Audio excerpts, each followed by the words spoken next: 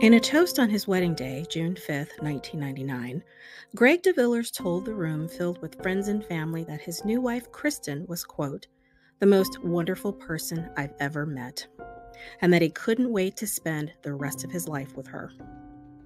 On November 6, 2000, a year and a half after that heartfelt declaration, Greg DeVillers would be dead. Kristin claimed it was suicide.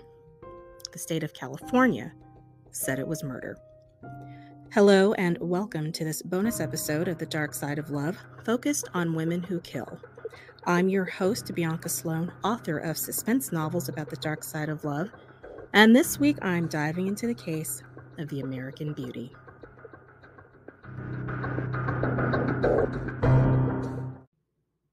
If there was anyone set up for an easy ride on the yellow brick road, it was Kristin Rossum. Born in Memphis, Tennessee to two college professors and later raised in Claremont, California, Kristin's blonde hair and hazel eyes led to stints as a child model for local department stores. TrueTV.com described her as, quote, a bright and vivacious child and an excellent student. However, Kristin's idyllic adolescence came to a screeching halt when she was 16 years old and she was introduced to crystal meth. A friend cut some lines and said, hey, let's light it up, and that was it. Horse was out of the barn.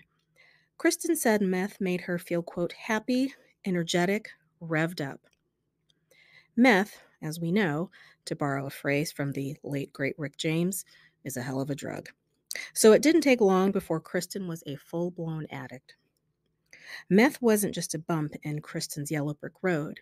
It was a huge, gaping crater that she fell into hard. This former straight-A student became a liar and a thief, stealing from her parents to fund her drug habit. Her behavior escalated to a violent altercation with her dad when he tried to search her bag for drugs, culminating in Kristin taking a knife and then a razor to her wrists. While the self-inflicted wounds weren't all that deep, the Rossums, fearful of, I'm not sure what Kristin would do, they decided not to take her to the hospital for treatment, seeming to hope that the whole thing would just go away, I guess. To their credit, though, Kristin's parents did check her into various rehab programs as an outpatient. However, she just couldn't get clean. And in fact, after her mother found a glass pipe in her underwear drawer, Kristin was arrested, spending a good couple of hours in the local jail. After her arrest, Kristin's parents pull her out of Claremont High School and enroll her in the University of Redlands as a part-time student, while she and her dad attend 12-step meetings. Kristin starts to do well enough that her parents allow her to move into a dorm on campus. Well, you can guess what happens next. Kristin gets back on the pipe. And by Christmas break, instead of a cozy holiday at home with the fam, Kristin pieces out and vanishes, deciding to follow la la in merry old Tijuana. Kristin spends a month living it up, getting high, getting bombed, hiding out.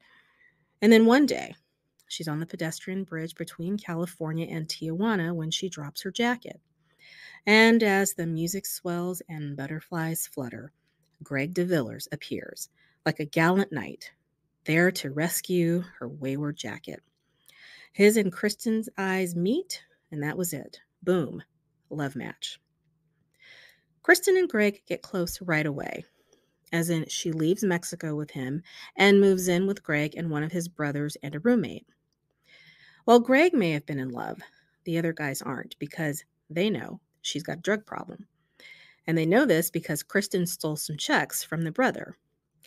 They know this because they just don't trust her. And in fact, they want Greg to dump her. Greg, though, he's a man in love, and he decides to stick with Kristin, even determining he'll help her get clean. He'll stand by her, will not leave her side. What Greg doesn't know is that Kristin put the moves on one of his roommates. He also doesn't know about this boyfriend that she had before she fled to Tijuana, later telling the guy that the reason she hadn't been around was because she'd been kidnapped. Okay. Despite all of this cuckoo clock behavior of hers, Kristin is pretty lucky to have Greg because he does help her kick the drugs and thinks that she's just the greatest thing ever. Kristen's mother, Constance, told 48 Hours that she considered Greg a, quote, godsend from heaven, calling him a, quote, nice, decent person who wanted to take care of Kristin.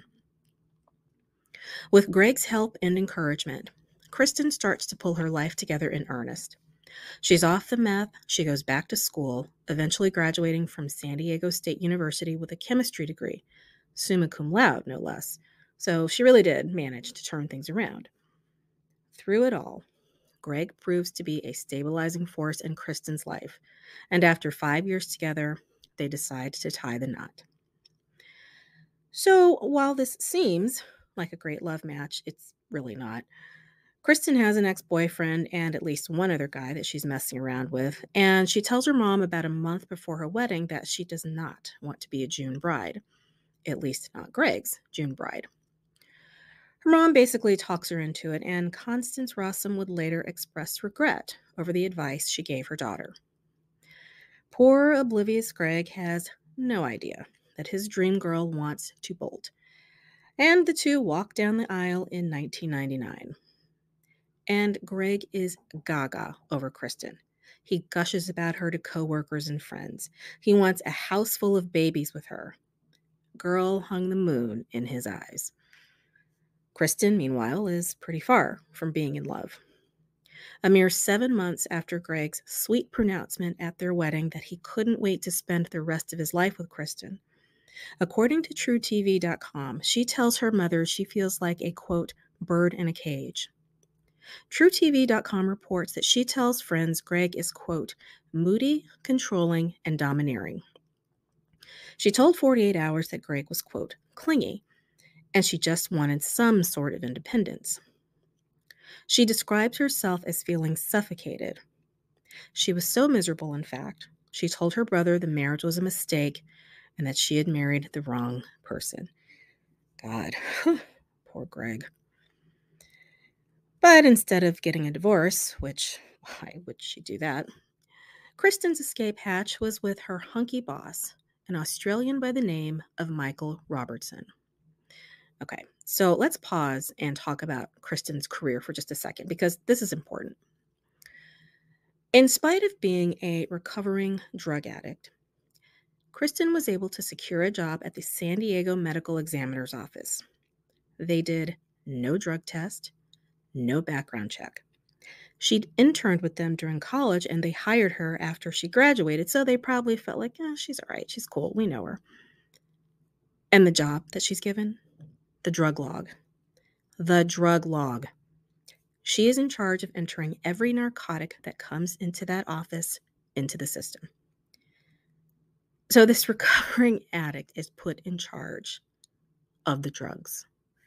Okay, back to hunky boss, Michael Robertson. Apparently, from the moment they met, it was all hearts and stars and fireworks. He's leaving her notes, buying her flowers, calling her his, quote, destiny, declaring her to be his future baby mama. I mean, it's so tacky. Like, Kristin, he's also married, miserably, supposedly, because aren't they always? And these two decide that misery loves company, so they hit it. According to Kristin, this is an exciting and passionate relationship. Everything she feels is missing in her marriage to sweet, oblivious Greg, who's still dreaming of a big family and eternal bliss with his missus. She's trying to figure out how to bounce, but isn't sure how to break things off. Okay, so remember that Kristin is kind of dramatic and prone to lying. Well, she maintains that she told Greg she was out, that she was having this affair with her boss, the marriage was over, and according to her, Greg called Michael and demanded that he end things with his wife.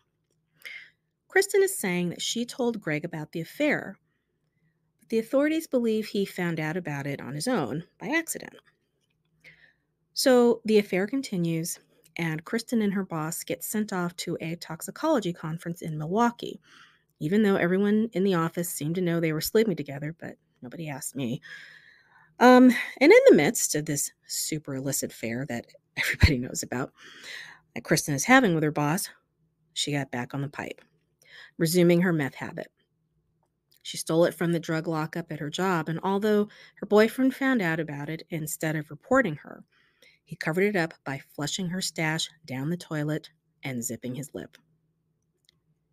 Crazily enough, Kristin, despite claiming she's so miserable being married to Greg, in November of 2000, she told him she wanted a trial separation as opposed to a full-on divorce. Personally, I think she just liked to keep him hanging on, because why not?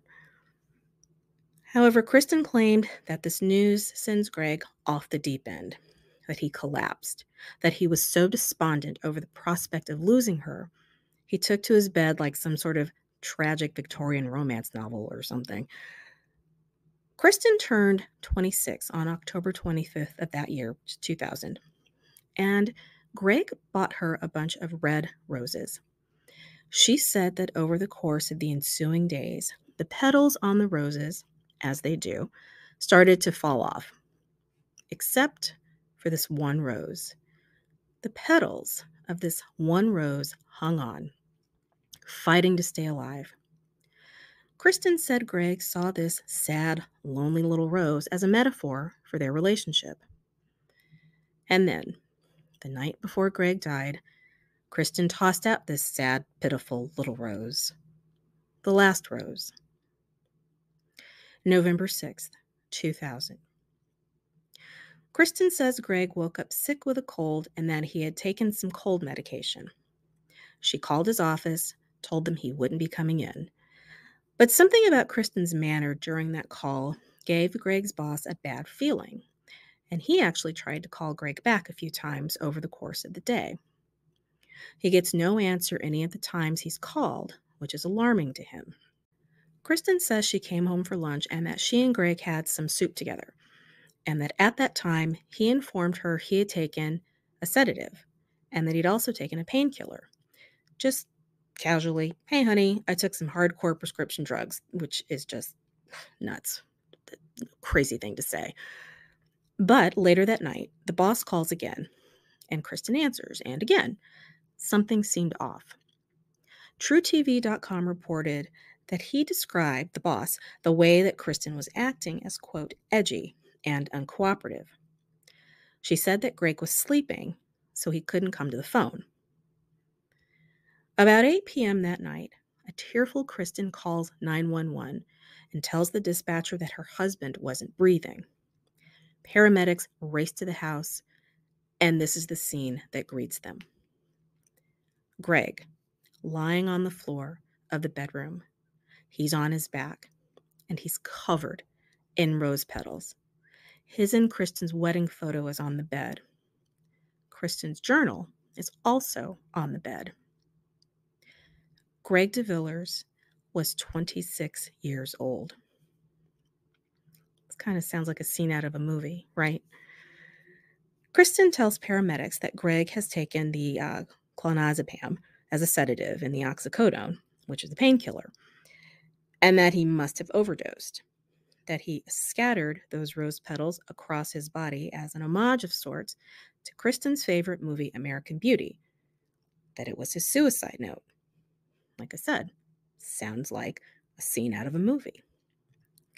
The initial conclusion is that Greg took his own life because Kristin was leaving him and he just couldn't live without her. Except, this isn't what happened at all. For starters, friends say Greg wouldn't take so much as an aspirin, and now he's overdosing on these super potent drugs. Kristin claims that they were hers when she was detoxing and that she must not have thrown them out. Okay. Second, police can't find any pill bottles or container of any kind at the scene. Not strange at all. Third, Kristin claims she came home from work that night, saw that Greg was still asleep, then slipped into the bathroom for a nice long bath in preparation for bed. She gets into bed, but that when she flipped back the covers, she sees all of these rose petals everywhere and her wedding photo on the pillow next to her husband. I mean, super dramatic sounding, right? By the way, 911 had instructed her to put Greg on the floor to perform CPR, but there was zero evidence she'd applied any life-saving measures whatsoever to her husband. 4, Greg was excitedly planning a fishing trip to Mexico with friends, so not exactly the actions of this despondent and suicidal person.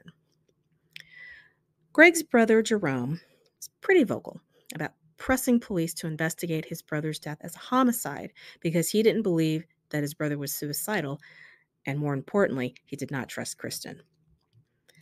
Things further unravel when the San Diego County Medical Examiner sent samples from Greg's body to the Los Angeles County Medical Examiner's office. Even though Kristin had most of his organs donated, there's still enough to run some tests. And the reason why they decided to have LA do those tests is to avoid any hint of any funny business. The husband of one of their employees who's having an affair with her boss up and dies in some cuckoo American Beauty death scene. Yeah, let's have somebody else take the wheel on this. Okay, so let's hit pause for a second. Remember that toxicology conference that Kristin and Michael went to in Milwaukee before Greg died? It was actually during this super romantic conference that they attended a seminar on fentanyl. This is a super powerful painkiller, and it's usually given to cancer patients. It can be administered in patches, powders, and liquids, and you have to be in really, really, really bad shape to get fentanyl. In other words, it's not a go-to drug. You're not picking it up at the CVS.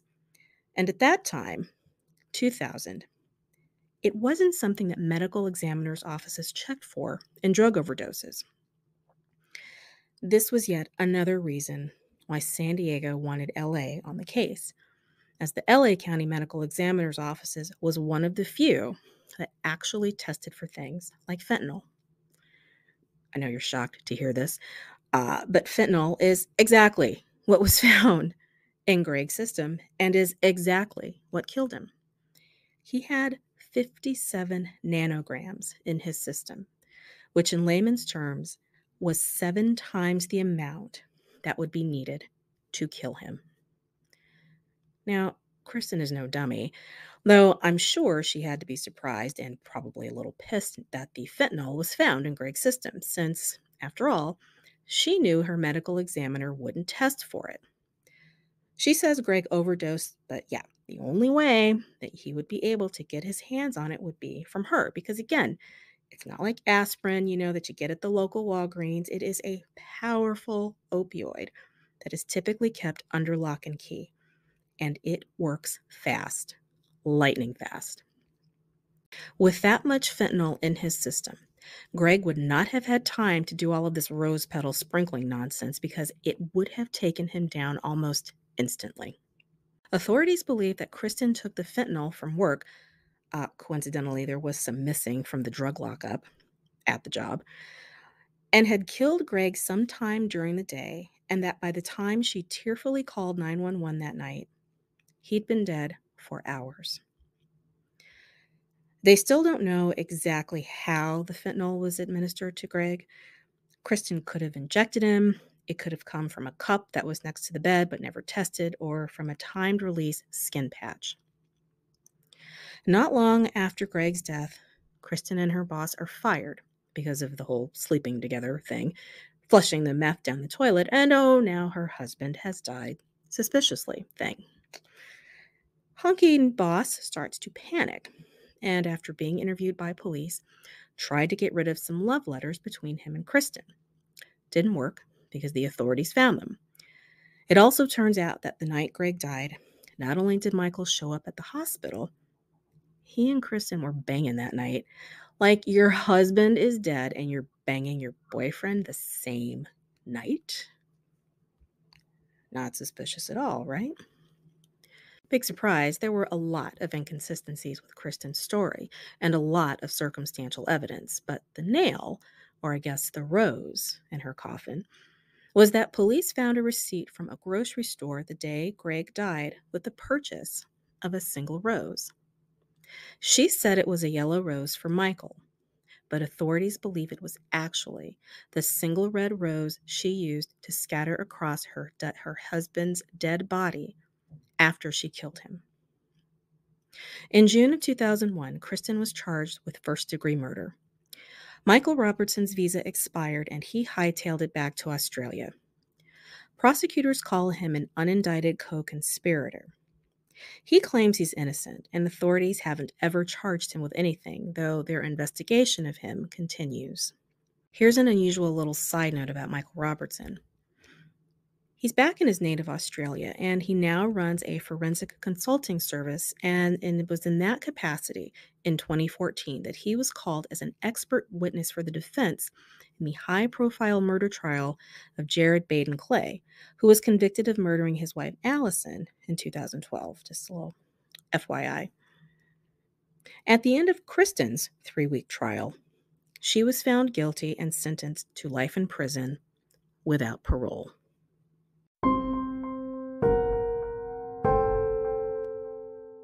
Thank you so much for joining me for this bonus episode of The Dark Side of Love, Women Who Kill.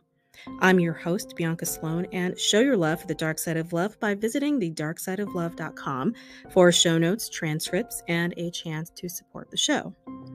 Thanks for hanging out with me, and join me next time for another story of women who kill. I'll see you on the dark side.